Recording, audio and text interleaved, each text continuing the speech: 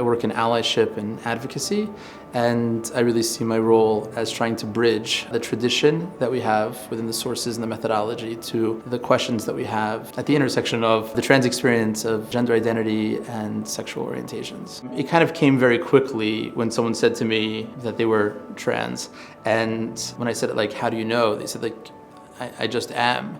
Again, it's not complicated.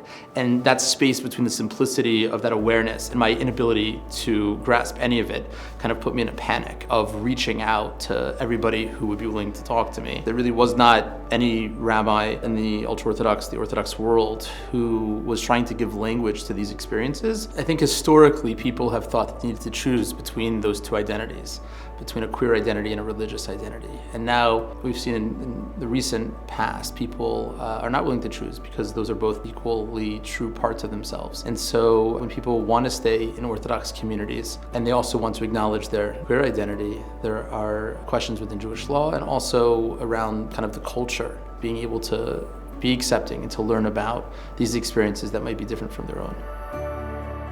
I get questions every day from all over the world for people asking, I'm coming out to my family in Orthodox spaces. Would you be willing to speak to my parents? I do a lot of interfaith writing and teaching. And then I've published now almost 100 articles answering questions in Jewish law and trying to figure out how people can be more sensitive to gender dynamics. There's been a lot of pushback, both professionally, organizations that I was a part of that threw me out, rabbis who won't return my calls or have written publicly against me. And so when we think about being an ally, we're actually really being an ally to God. God operates through us. We are partnered with God. We are allying with God to do the divine will and to manifest that goodness in this world. When thinking about having to answer for all of my actions, I feel much more comfortable having to defend the compassion of inclusivity and love to answer the questions that we don't know, as opposed to having to answer for excluding people.